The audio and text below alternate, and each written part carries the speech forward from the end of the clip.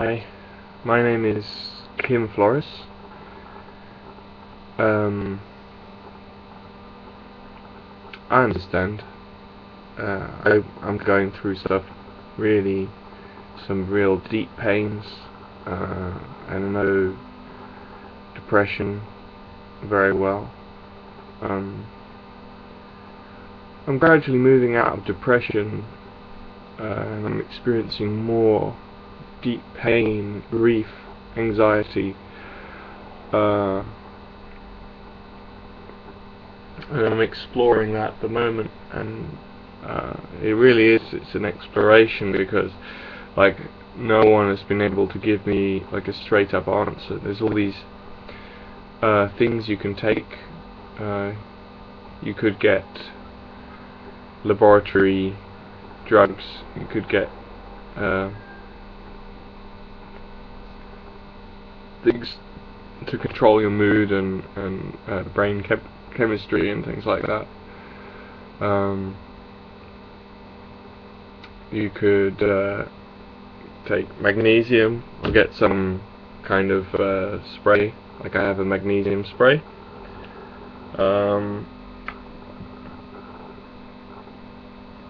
Yeah, this is a magnesium oil by Better You, original spray. Anyway, it's really good. It's a mineral spray rather than oil. It's not really an oil, but anyway. So I've just started using that and something called rhodiola rosea.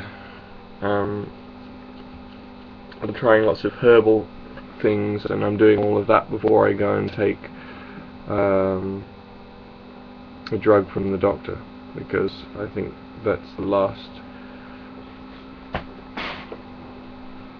resort.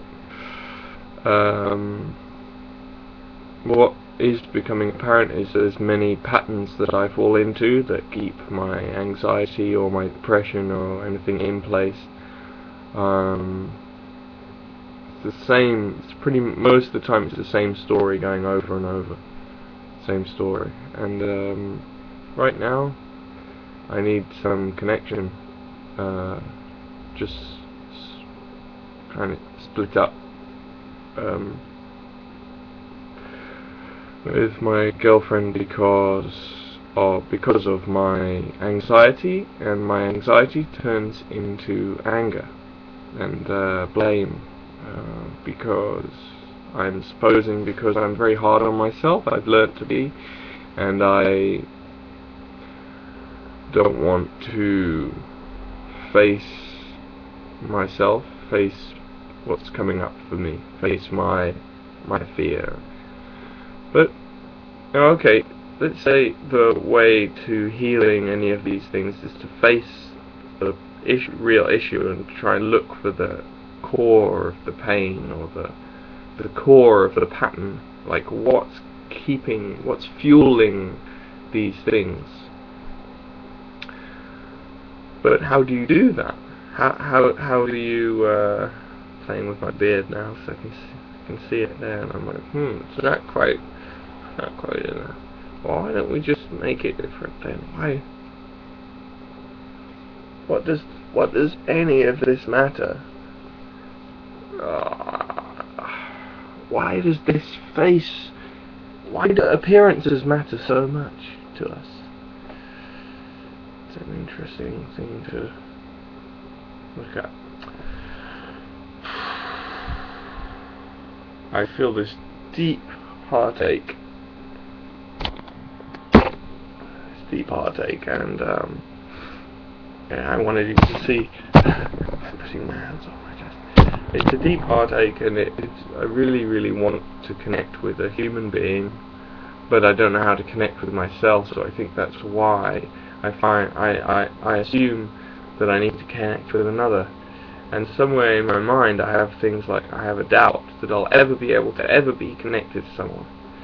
And especially that now that I've split up with this woman, that there's a doubt about that there'll ever be anyone that I can split up with, that I can connect with again. But it didn't even work fully with us. Why? Because I don't know how to be connected to myself. And then I feel very alone with that, and I feel like it's just me, and I want someone else to be interested and to be there for me. But that can happen, but I need to take charge of my own life. So it's just like the difficult stuff hits you so many times that you have to start facing it, and you just go, okay, I've had enough of this way of living. There must be something. I must just have to face my fear. I must just have to go outside. I must just have to go to another country. I must have to get lost a little bit, or try and get work, or talk to more people about it, see if I can get some support, or if I can meet someone who's been through it and they've got to the other side, because that is very powerful. I mean, if I keep meeting people that have been anxious or depressed or angry or very stressed or fearful, any of those scenarios, states, thoughts, then the more people I meet that have got through that, the stronger I can become in myself, because the less I'm doubting that I can make it through, that I can get to that my life can be different. Why do I want my life to be different? Who am I? What am I? This is also where suffering can bring us. Who am I? What am I? Why do I care so much about my life? Well, for one thing I'm sure of is, if I'm not feeling all this pain and this self-pity and all this tension and fear, if I'm flowing with life, I'll be able to give more. And what I truly want is to give, to really give to the world what's in my heart, to really give, to have total confidence to give in giving that to the world. But for that to happen, I need to deal with the doubts,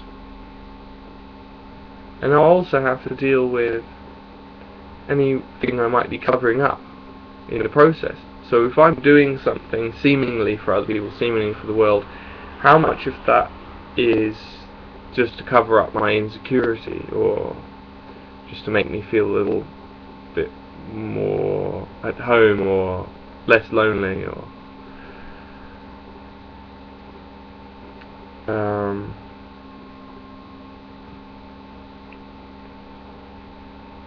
I'm kind of grieving at the moment for a lot of things, and it's intense, and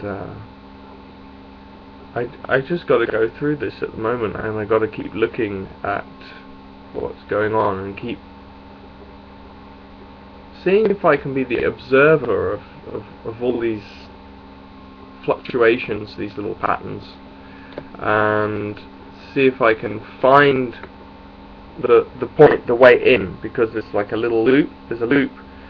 It's going around and around, and there's little pieces of the loop that follow on.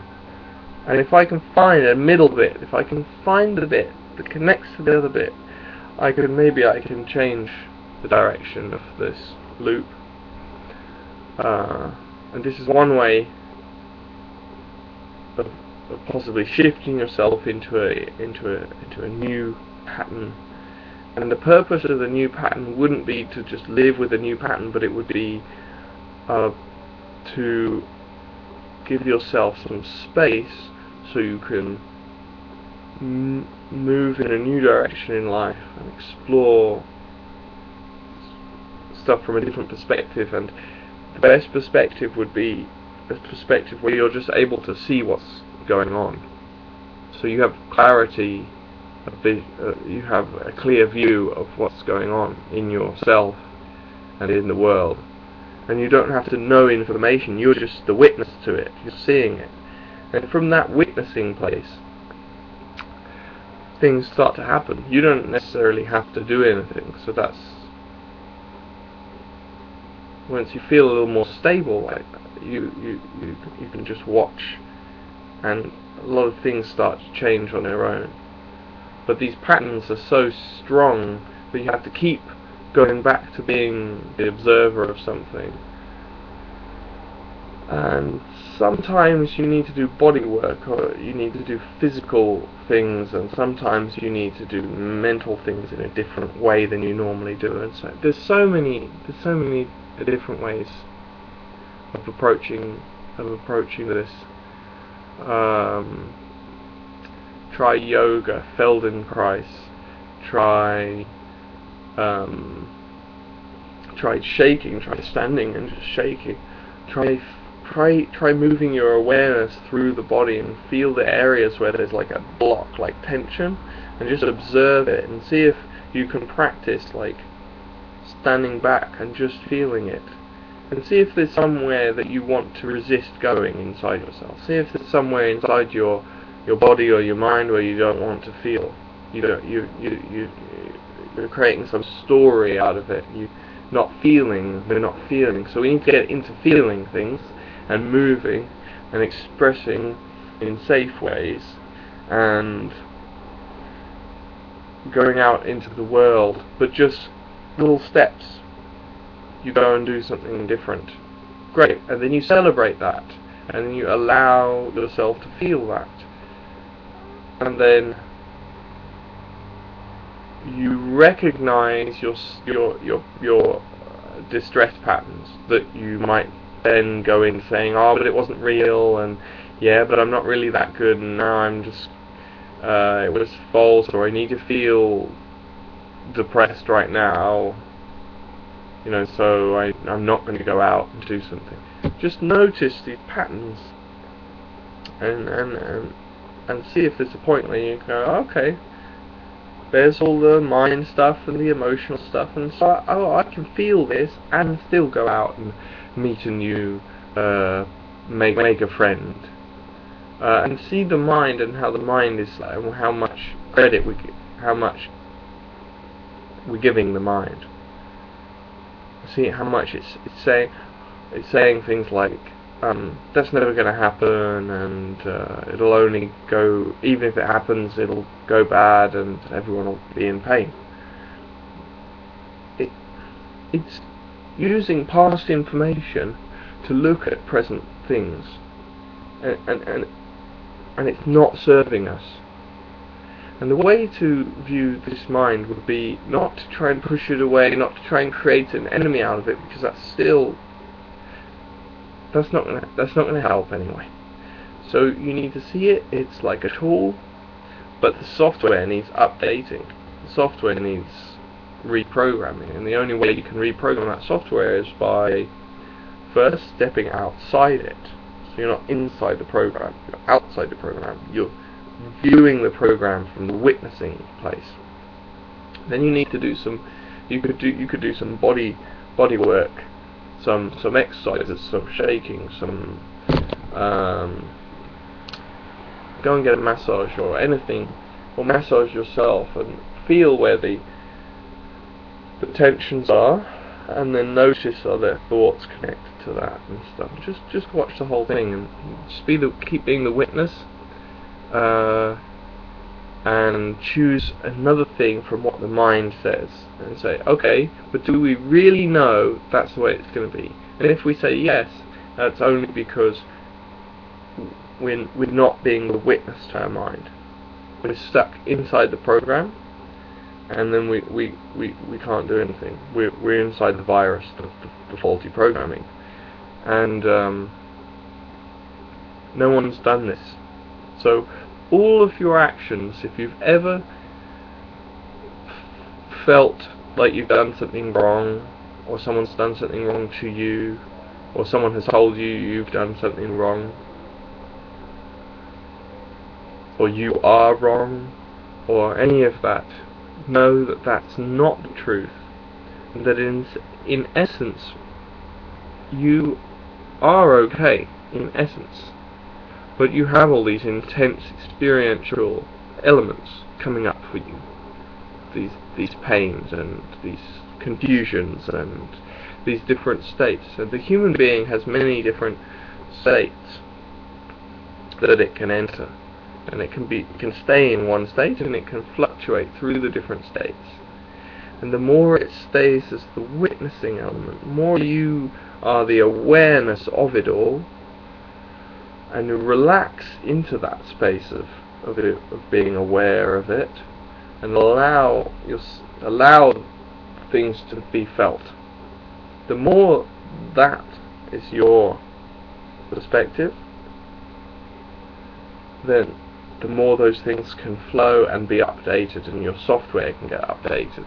And that's what you want, because once that starts to move, and we move out of our past vision of the world, when perhaps we were young and we couldn't cope with the way things appeared to be. When we move from that to directly experiencing what is presently here, and we come up with a possible choice, like okay, I could do this today. Then instead of following what the mind says about it, and the mind says, if I do this, and this is probably going to happen, or this might happen, blah blah blah, we just go with our impulse to try something new, and see that all the fear and stuff is just fight and flight responses, trying to get us to stay away from something that is dangerous to us. But the better way of saying that is that it appears dangerous to us. But what happens is the flight or fight response actually stops us feeling what's the feelings that are coming up from us. It's resisting the feelings, and it's resisting the experiences that would propel us into a new experience of life and a new present moment. So if you want your present moment experience to change, it can happen. And you have to allow it to.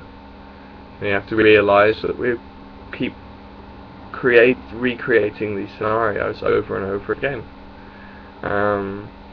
So becoming the witness, doing something different, moving the body, drawing something, feeling what emotion comes up, and looking at the story, but staying in the feeling of it all, not getting swept off by the story.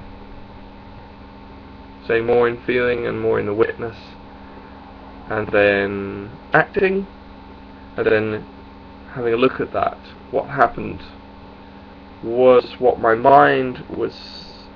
If you do feel to, you could keep a little journal. Then you would be able to compare what my mind was saying, and then what actually happened. And then you're able to look at those two things, and say, okay, the mind was right, or the mind was wrong, or it was like completely different. That could be a very, very good way of comparing the mental version of life and the actual direct experience as it's happening moment to moment. And I'm going to take that as very good advice for myself, and I'm going to work with that right now. Lots of love, peace. Thank you very much.